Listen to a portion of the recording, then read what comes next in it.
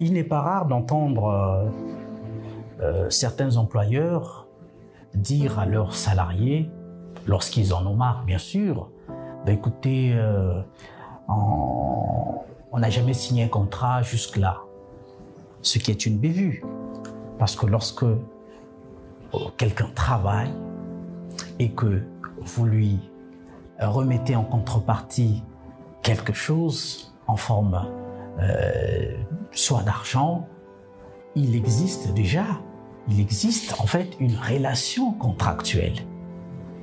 Et la communication de ce jour nous permettra de mettre à la disposition non seulement des employeurs, mais aussi des employés, un certain nombre d'éléments pour éviter d'être toujours dans ce genre cette sorte d'ignorance perpétuelle.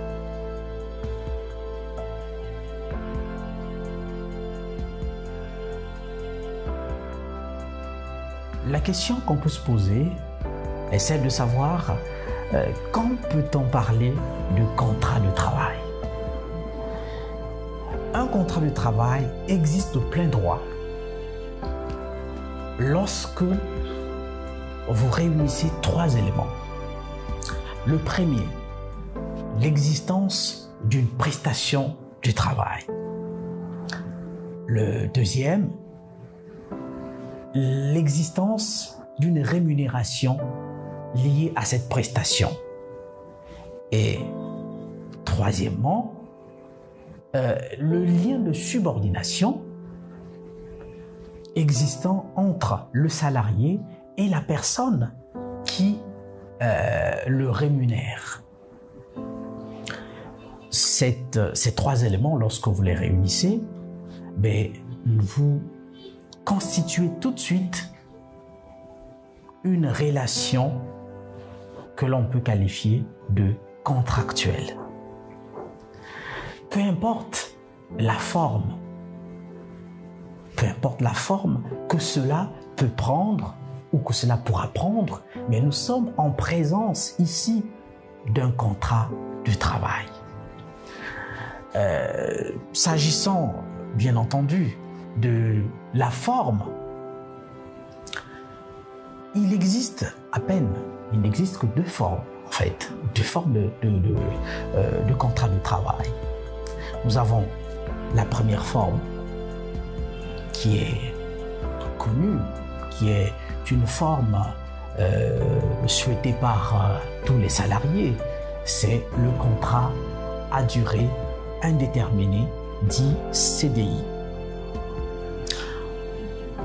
Le second, sinon la seconde forme, c'est le contrat à durée déterminée, dit aussi contrat précaire. Le premier, donc le contrat à durée indéterminée, CDI en sigle, est un contrat du droit commun, c'est-à-dire le contrat le plus répandu et le plus stable. Ici, le salarié est lié à l'entreprise pour une durée ou un temps non fixé dès l'entame des relations professionnelles. Relations professionnelles, peut-être que vous allez me demander, mais ici, il s'agit simplement du travail qui s'effectue entre le salarié et le chef d'entreprise ou l'employeur. C'est ça, c'est une relation professionnelle qui s'établit. Et le CDI peut ou ne pas, c'est une précision quand même assez importante, peut ou ne pas être écrit. Il n'y a pas une exigence, la loi n'exige pas que cela soit écrit. Par contre, le second, ou sinon la seconde forme, puisque nous avons parlé des formes en amont, la seconde forme, qui n'est autre que la forme de contrat de travail à durée déterminée, est la figure la plus importante qui pose problème en même temps. Cette figure-là qui pose problème et qui s'oppose depuis longtemps à la relation de travail de droit commun que nous venons de citer en amont. Cependant, il faut aussi épingler une autre forme qui lui est très associée, la forme atypique, qui est plus visible de nos jours. Au Congo, par exemple, c'est le travail temporaire. Les deux se présentent toujours sous la forme écrite. Ça, c'est une obligation. Si vous prenez quelqu'un, vous engagez quelqu'un, si c'est pour un contrat à durée déterminée, la loi demande que cela soit forcément écrit. J'insiste, la loi demande que cela soit forcément écrit.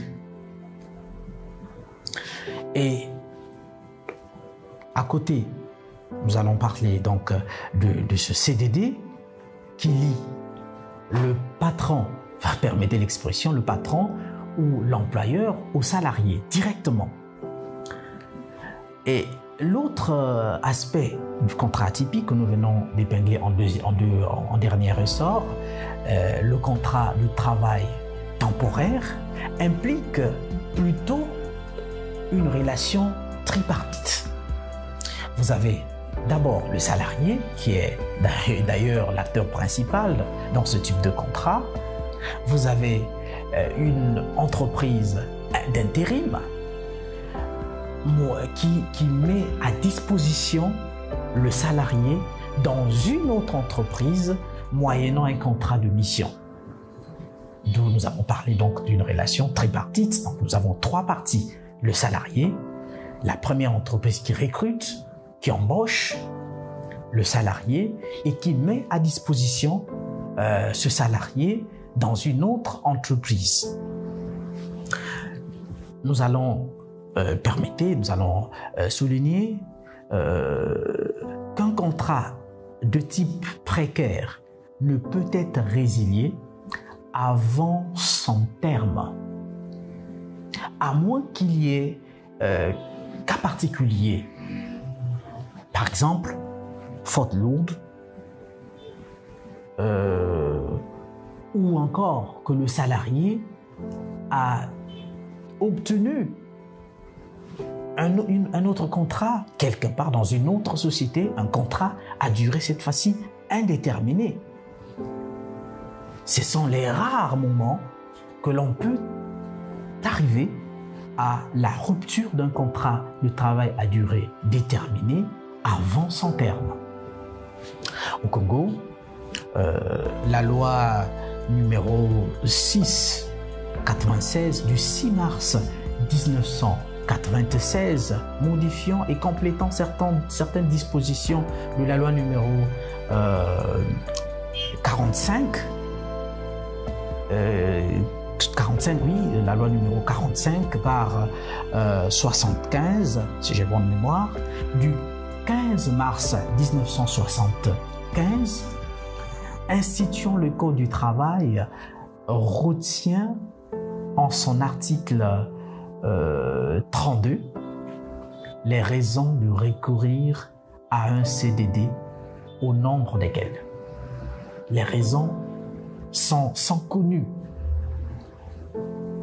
Pourquoi est-ce que vous devez recourir à un CDD?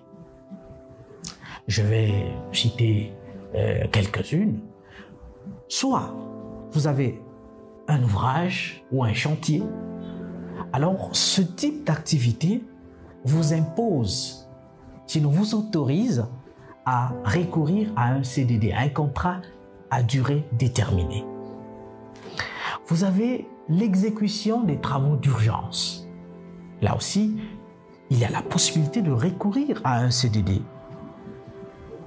Vous voulez remplacer un salarié absent, peut-être pour des raisons de congé de maternité pour les femmes, congé de paternité pour les hommes. Alors, vous voulez remplacer momentanément, bien sûr. Vous pouvez recourir à un contrat à durée déterminée. Et la loi est bien claire là-dessus. Mais si vous avez une entreprise qui a une très bonne santé, au sein de laquelle les activités fonctionnent à merveille, la loi ne vous autorise pas de recourir à ce type de contrat, dit contrat précaire. Vous devez embaucher pour engager le salarié au titre d'un contrat à durée indéterminée. Bon, de nos jours, nous savons qu'il y a une lancinante question qui se pose quant à savoir est-ce que avec la Covid-19, les contrats, qu'il s'agisse des contrats à durée déterminée ou encore des contrats à durée indéterminée, le cas de force majeure ne se pose pas. Et s'il se pose, est-ce que cela n'apporterait pas quelques dysfonctionnements de ces contrats? C'est-à-dire que vous êtes en CDD, par exemple, et vu que nous sommes en crise sanitaire liée à la Covid-19, que ce CDD puisse connaître des entorses. La question est sur toutes les lèvres, et là, nous n'allons pas danser plus que la musique. Nous attendons que la jurisprudence se prononce, et dès qu'elle se prononcera, très prochainement, parce que c'est une question brûlante, et nous aurons une réponse assez adaptée, assez adéquate à cette question de force majeure ou pas. Voilà en quelques mots ce que l'on peut retenir de la forme ainsi que de l'exécution d'un contrat de travail, qu'il s'agisse d'un CDD ou qu'il s'agisse d'un CDI. Merci et à très vite.